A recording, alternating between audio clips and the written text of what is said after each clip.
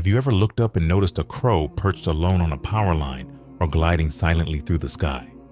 It might seem ordinary at first glance, a dark bird with a sharp gaze and an eerie caw. But what if I told you that this creature carries within it a secret that has astonished even modern scientists?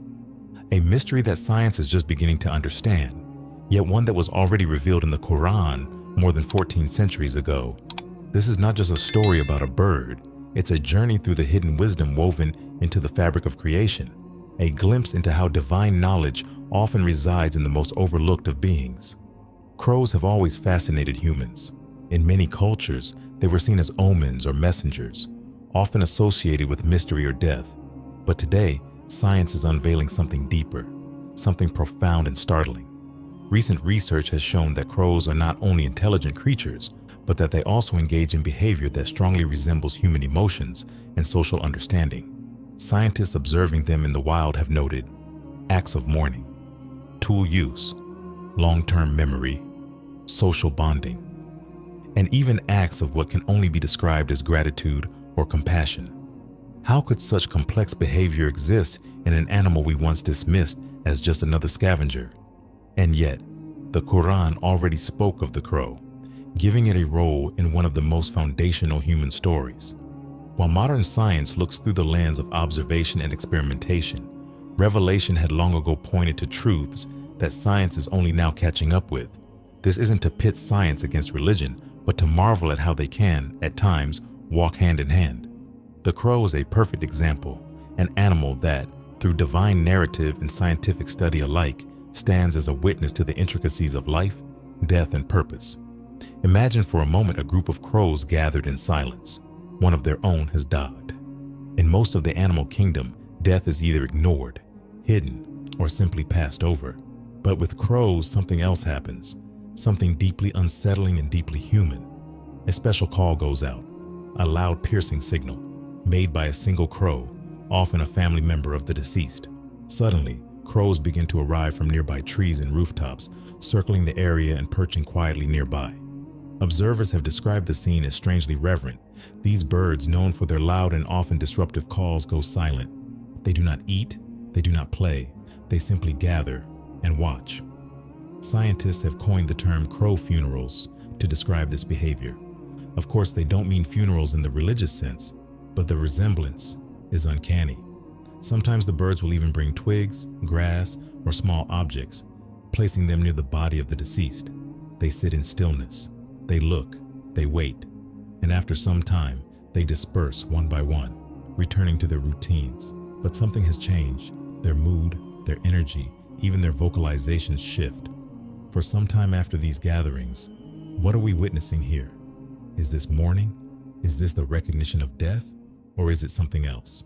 An expression of social unity, a way to warn others of danger, or a ritualized behavior passed down through generations? Whatever it is, it draws a clear line between instinct and understanding. And perhaps more astonishing than the behavior itself is the reaction it evokes in us. We recognize it. We see something familiar in their silence, in their stillness. It reminds us of ourselves. In one documented case, a group of researchers placed a dead crow on the ground in a public park and observed how other crows responded. The living birds immediately paused their activity, circled the area, and remained at a distance, cawing loudly at first, then growing silent. Some refused to eat, even when food was available. Others perched on nearby branches and stayed for hours, watching. This wasn't a passing reaction. It was focused, prolonged, and deliberate. And when the body was removed, the behavior stopped, but not without leaving a lasting impression on both the birds and the people watching. This behavior raises uncomfortable questions. If crows recognize the death of one of their own, do they also recognize the meaning of life? If they respond with what seems like grief, does that imply they feel loss? Could a creature with feathers and wings, a creature we often chase away from garbage bins, be capable of something as profound as mourning? And if they can mourn, what else do they know? To find the origin of this mystery, we return to the beginning of human history, a moment recorded not in science journals, but in the Qur'an, the first murder, the first time a human life was taken by another, the story of Qabil and Habil, Cain and Abel, the children of Prophet Adam, peace be upon him. In a fit of jealousy and rage, Cain struck down his brother, becoming the first human to commit murder. But after the act was done, he was lost. His hands were stained, but it was his heart that trembled. He didn't know what to do. There were no traditions, no graves, no funeral rites. Death to him was a new and terrifying thing. What followed is one of the most profound verses in the Qur'an. Allah, in His infinite mercy and wisdom, sent a crow. Not a majestic angel from the skies, not a voice from the heavens, but a humble crow. This bird began to scratch the earth with its claws and beak, demonstrating how to cover a lifeless body with soil. The murderer watched. He saw him, and then he understood. The verse reads, "Then Allah sent a crow digging in the ground to show him how to bury the corpse of his brother. Cain cried out, 'Woe to me! Am I not even able to be like this crow and bury the body of my brother?' Then he was filled with regret." Surah Al-Ma'idah 5:31. This was not just a lesson in burial, it was a moment of awakening, a moment when a man confronted his own ignorance through the actions of a bird, a moment where Allah used one of His simplest creatures to teach humanity a profound truth about death, dignity, and responsibility. Imagine the power of that moment, a human created from clay, taught by a bird how to honor the dead. What does that say about the wisdom hidden in creation? The crow became, in that moment, more than just a bird. It became a symbol, a messenger, a guide, and its role did not end there. The Qur'an preserved this moment not just as a story, but as a sign, a reminder that guidance can come in unexpected forms, that even in the creatures we overlook, there may be lessons waiting for us. And as science begins to uncover the intelligence and social behavior of crows, we are reminded that Allah's wisdom is vast and often hidden in plain sight. Today, we marvel at how crows use tools, how they solve puzzles, how they remember faces. But long before any of these discoveries were made, the Quran pointed to the crow as a teacher, not of survival, but of moral responsibility, not of instinct, but of human conscience. It's as if the single bird stands at the intersection of revelation and research, one claw in sacred knowledge, the other in scientific curiosity. Even in the modern world, the crow continues to surprise us. Researchers have placed masks on their faces while handling deceased crows. The birds remembered those masked faces. Sometimes for years, they reacted with alarm and aggression every time they saw the same mask again, showing a memory and level of recognition once believed impossible for birds. In urban areas, crows have learned to recognize human routines. They know which people feed them and which people pose a threat. They adapt, they learn, they remember. In one case, a woman passed near a crow's nest with no harmful intent, yet the bird perceived her as a threat and swooped down aggressively. For years afterward, the crow continued to react to her presence, even calling other crows to join in. That might sound frightening, but it's also a powerful testament to their memory, their loyalty, and their intelligence. These are not creatures of random action. They are deliberate, observant, and deeply attuned to their surroundings. So what are we to make of all this? A bird capable of mourning, a creature chosen by Allah to demonstrate burial, an animal with a memory so sharp it can recognize human faces for years. It challenges our assumptions about intelligence, about emotion, and about the very boundaries we place between ourselves and other beings. The crow reminds us we are not the only ones who observe, who feel, who remember. While many animals coexist with humans in urban spaces, very few have built the kind of relationship that crows have with people.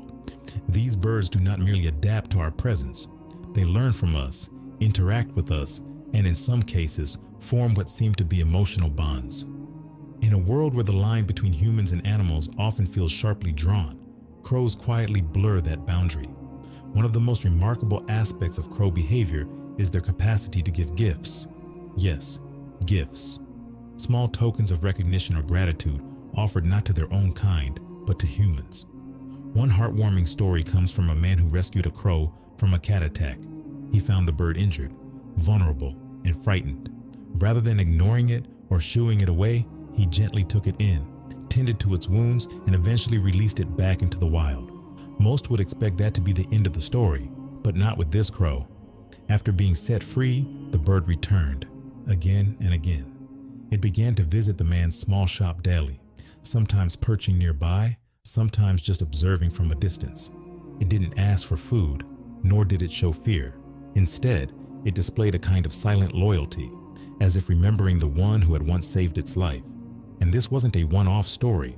In another city, a young girl, only 8 years old, began feeding crows in her backyard. She would leave them small bits of food, scraps of bread or seeds. At first, the crows simply came to eat. But over time, this kind of social transmission, teaching others through observation and memory, is one of the rarest and most advanced forms of learning in the animal kingdom. It's not just a survival mechanism, it's culture, it's education, it's legacy. Crows aren't just reacting to the world, they're interpreting it, they're sharing it, they're shaping the behavior of their community based on experience, caution, and memory. From sliding on snowy rooftops to weaving twigs into artwork, from giving gifts to rescuers to warning their kin about dangerous faces, from crafting tools to comforting abandoned chicks. Crows remind us that intelligence isn't just a matter of brain size, it's a reflection of awareness, adaptability, and connection. In their quiet, black-feathered way, crows invite us to reconsider the lines we've drawn between us and them, between instinct and emotion, between animal and teacher. They mourn, they remember, they play, they give, they learn, they love. They are not the shadows we chase away from garbage bins. They are mirrors, reflecting back parts of ourselves we often forget to see. And perhaps, in the silence of their gatherings, in the stillness of their watchful eyes, in the unexpected generosity of their gifts, they are whispering something sacred. That wisdom does not always speak in human tongues. That understanding can come from unlikely places. That even the simplest creature, if created by Allah, may carry a truth profound enough to change the way we see the world, was once thought exclusive to humans and maybe a few higher mammals. But crows once again challenge those boundaries. They're not just reacting, they're learning, they're remembering, they're educating their community. Yet despite all this complexity, we continue to overlook them. Maybe it's because of their black feathers and piercing eyes. Maybe it's because they're common, familiar, everywhere. But within their everyday presence lies a stunning reflection of divine design. Their intelligence, their loyalty, their creativity, all of it speaks of a deeper reality, one where even the humblest creatures carry signs from the Creator. And in those moments, when they bury their dead, when they mourn together, when they offer gifts, when they play, when they remember faces, we are forced to stop and reconsider what truly separates us from them. Is it language, emotion, morality, or are these qualities more widely shared in creation than we ever imagined? Returning again to their mysterious funeral rituals, researchers have documented crows placing small objects, leaves, twigs, shiny items next to the bodies of deceased crows. Why? No one knows for certain. It's not for nutrition. It's not for protection. It seems symbolic, reverent, reflective of a pattern that exists far beyond human tradition. And perhaps that brings us full circle to the first time a human being ever faced the weight of death, the burial of Abel, the son of Adam. A moment so raw and primal, yet so filled with guidance. A moment where Allah did not send an angel, did not send a prophet, but a raven. A creature that scratched the earth, buried a body, and through that simple act offered a message for all of humanity. From that moment on, the act of burial became a sacred duty, one we still perform to this day, one that began not with a scholar or sage, but with a crow. And here we are, centuries later, watching these birds perform similar rituals, marveling at their intelligence, documenting their memories, and wondering how such wisdom exists in wings and feathers. The crow, long misunderstood, has emerged as one of the most intelligent and emotionally complex creatures on Earth. It carries with it a legacy shaped by divine guidance, affirmed by scientific discovery. Its story is not just a tale of feathers and instinct, but of purpose, connection, and the timeless echoes of truth.